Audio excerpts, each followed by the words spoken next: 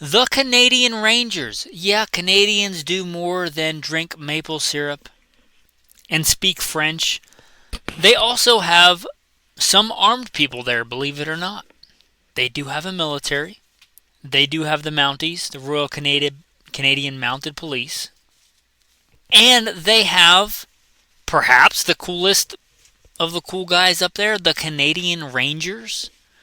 It would be the most intriguing to me if you offered me one of those jobs. The Canadian Rangers. They semi-recently got a new rifle. Well, one of the patrons asked me in one of our chats about this rifle and if I was in charge, what rifle I would pick. We'll get into what they have carried, what they are carrying, what I would pick. I recently did one on if I was like head of arms procurement for the next generation U.S. military infantry rifle, and you guys seem to like it. So what if I was in charge of the Canadian Ranger outfit?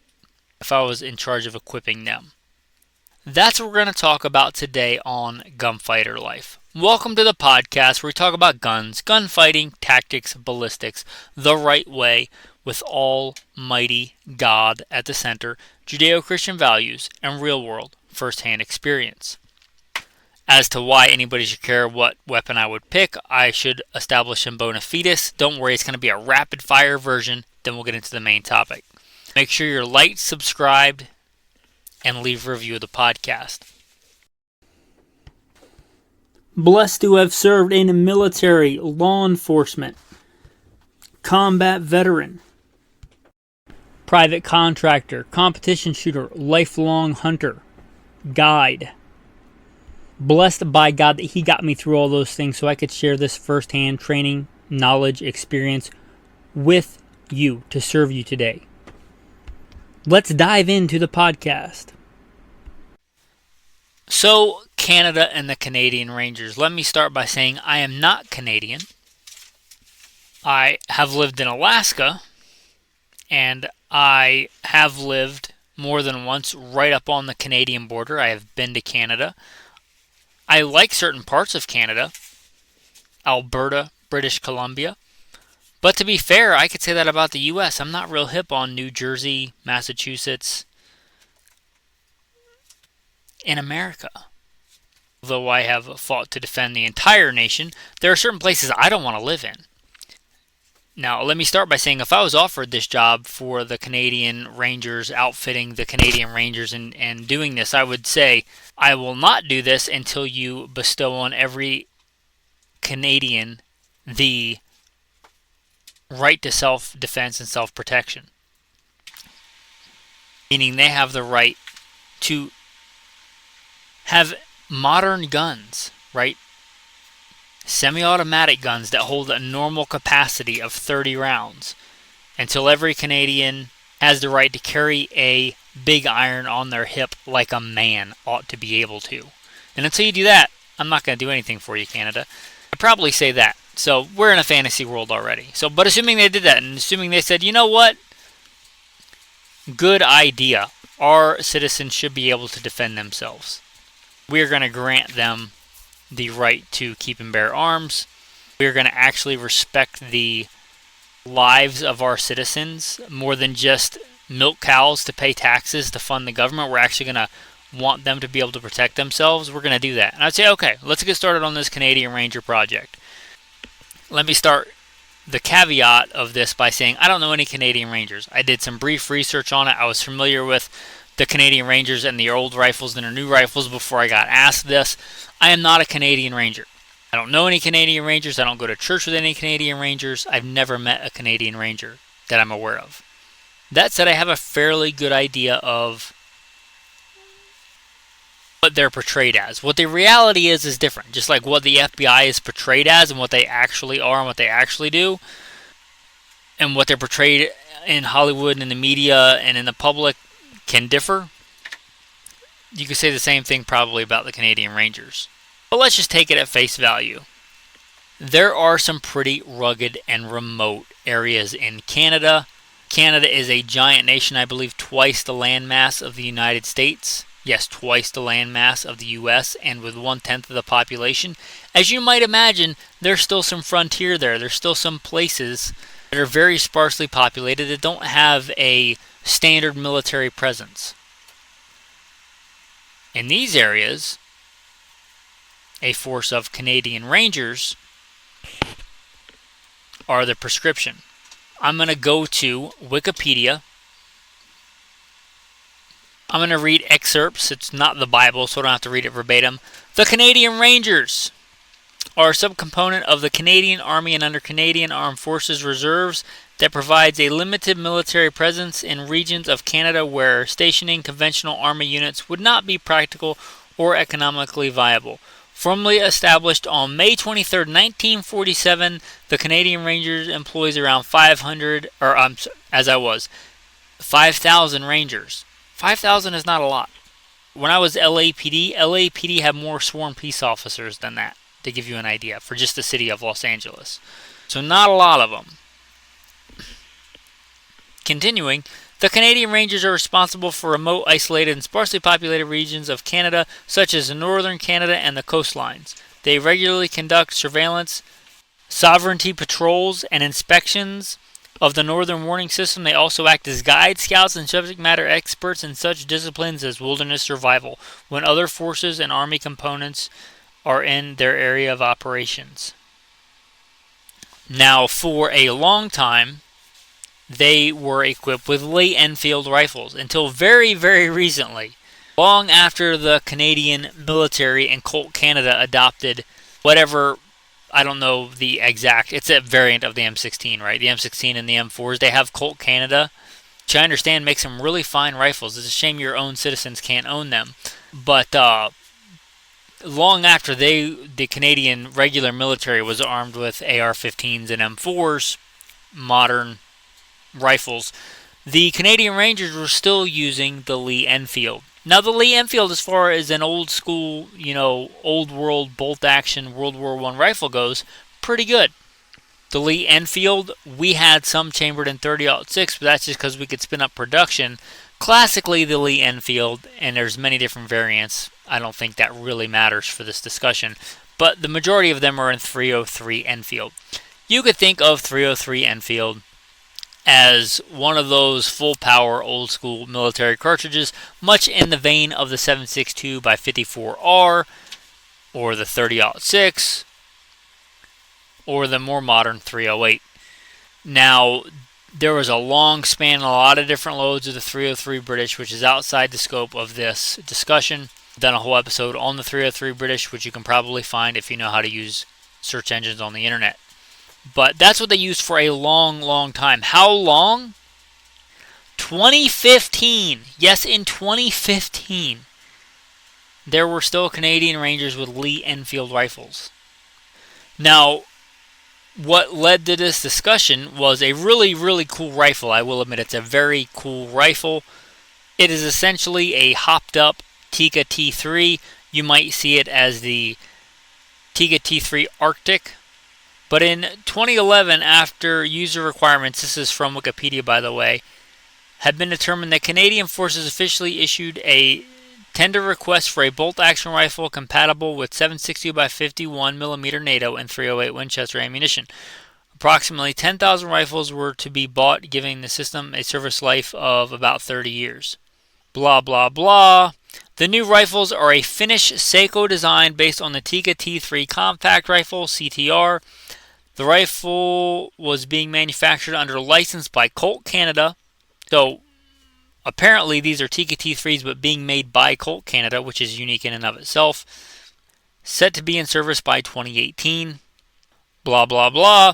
The rifle features a heavy tapered stainless steel barrel, detachable 10-round double-stacked box magazine, custom iron sights calibrated from 100 to 600 meters, and a specially laminated wooden stock with unique reddish-gray pattern in the wood grain stainless steel construction with extra corrosion-resistant coatings and enlarged trigger guard and bolt handles so that they can be used without removing gloves. The barrel, bolt, and receiver are made by Colt Canada under license from Seiko. In addition to the rifle, accessory package includes custom molded, we don't have to read about the accessory package. You can find that on Wikipedia if you want. But it's kind of a really cool, tricked out Tikka T3 Lite, which I pretty much consider a decent rifle, but kind of a budget rifle. This one is that kind of hopped up. It's got kind of a Seiko action, which is a 3-lug, somewhere around 60-degree bolt throw, known for having a very smooth action. Detachable box magazine. This one has a very, I will admit, very attractive orange and gray laminate wood stock. And sadly, unlike, well, let me rephrase that. It is sad that the average bolt action rifle nowadays does not come with iron sights. The vast majority of Tikkas do not come with iron sights, which is not really a hit on Tikka. The vast majority of bolt action rifles nowadays come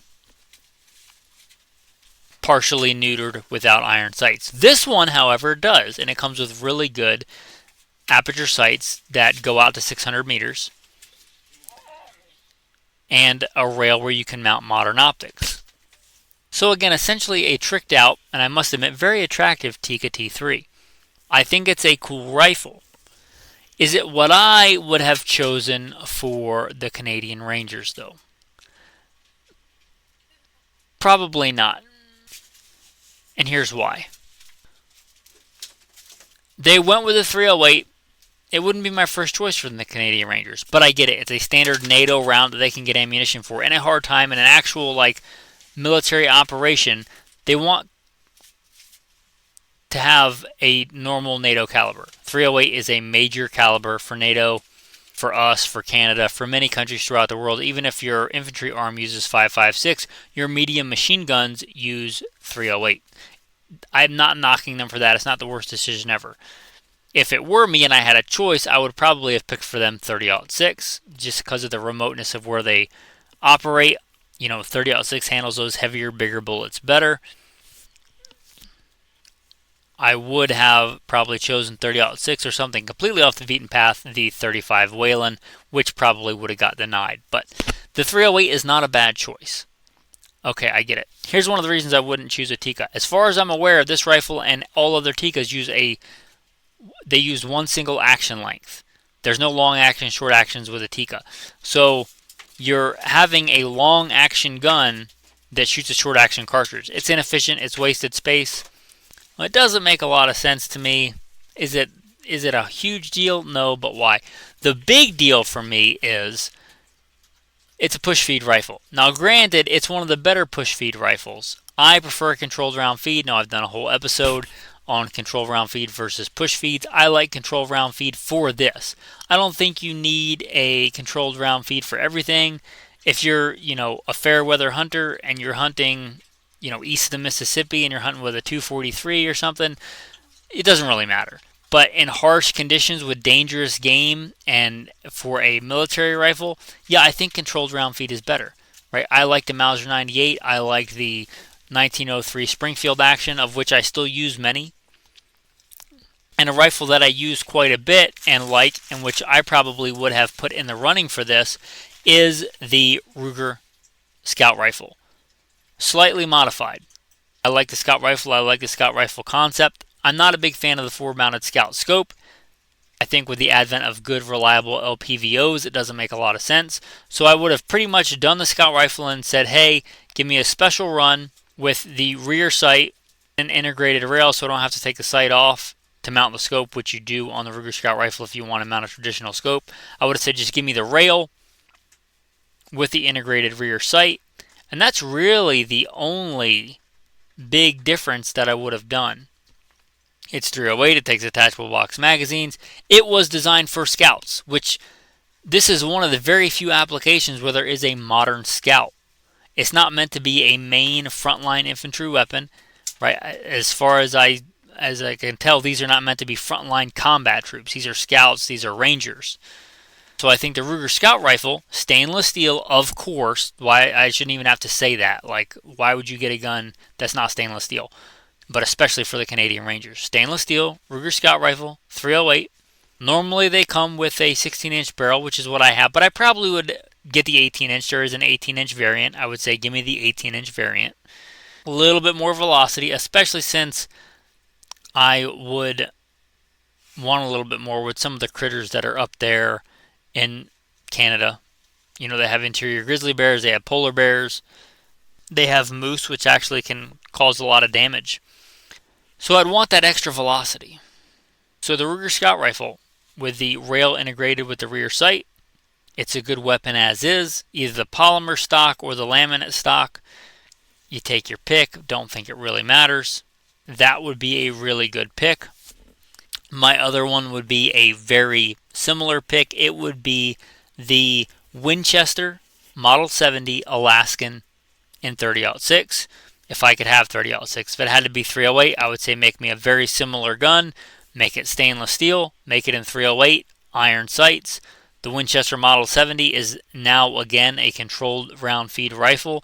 It is the rifleman's rifle. So why wouldn't you have that? It's the official rifle of Alaska. Why wouldn't you have one in stainless steel? Again, I like 30-06 for this application. If you said 308, okay, just make it a short action, because Winchester makes Model 70s in short and long action, unlike the Tikkas. They just make one action length. Give me a short action, Alaskan in stainless steel. Okay. Make it an ultralight variant, or a feather. Actually, the Winchesters call it a featherweight, which is what I have. A featherweight, right around 7.5 pounds. Call it good. They're legendary rifles for a reason. Those would be my two top picks if I was picking a rifle for this. No, I would not pick a lever action 45-70. Just sorry. It's not Hollywood. We're not hunting dinosaurs. It's just, no. I think a bolt action is the right choice. I would prefer controlled round feed. That said, this rifle is not the worst choice ever. You could do a lot worse than the rifle that they actually adopted. I didn't mention how many other rifles it competed against, if any. Did it compete against a control round feed rifle? As far as push feeds go, Tikka is a pretty good action. Also, it didn't mention a lot of other things, but I would also give them the option, if they would rather, to have a 12 gauge Mossberg 590 or 590A1. A lot of go-to guides in Alaska and in places, a 12 gauge with slugs is a go-to choice for bear. For big coastal brown bear, for grizzly bear, it's a good choice. Also, if you're talking about surviving off the land, you'll know that I'm a big fan of the shotgun. It's also good for hunting small game. If these guys are out there surviving in the bush, it just makes sense that you would offer some of them, and I wouldn't make everybody carry one or the other. I would let them pick and choose. Do you want to be a rifleman, or do you want to be a shotgunner? If they choose a shotgun, slugs, buckshot, birdshot. You can do a lot in the backcountry with those things. Give them the option. The clear choice today is a Mossberg 590, 590A1. Until Remington gets their act together with the 870s, I couldn't really recommend those. I do like semi-autos, but I do think in these conditions a pump just makes more sense. But I would give them the option of the 12 gauge. And one thing I didn't even mention, I don't even know if Canadian Rangers can own handguns. Canadian citizens can't own handguns. Although this is a quasi-military unit under the Canadian Army, can they carry handguns? Can they buy a handgun? Seems to me that a Canadian Ranger should have a handgun. And of which I would not have a set standard. I would give them a voucher, like a lot of police departments do, and I would say, here's X amount of dollars, buy whatever handgun you want, and shoot well. And that's it. I don't think it has to be a standard. These are not frontline infantry troops. I think they should be able to shoot and carry what they're comfortable with. And Canada's a vast area. Some people in some places might want a .44 Magnum revolver for what they're dealing with. Some may want a semi-automatic 9mm, right? Or anything in between. And I think it makes sense to let them choose, if they're supposed to be the subject matter experts in their area, what is best for them. Give them some education, give them some classes on ballistics and things like that, but let them choose that. Handgun's a pretty personal choice. If they're going to be carrying it, and I think they should, not just when they're doing operations, but all the time, as I think most men should, then they should be able to pick that. Goes back to the beginning. Canadian men should be able to be armed if they so choose to be. But I would just give them a voucher. $1,500. You pick the handgun. That's on you. Which I understand the Canadian Rangers, from what I've read, they get to do that with some of their other equipment anyway, like snow machines and stuff like that. But to recap, I probably would have chose, or maybe had a shootout, had some trials between a Winchester Model 70 Alaskan in stainless steel, or the Ruger Gunsight Scout Rifle 18-inch barrel, stainless steel. It's just common sense with a slight modification of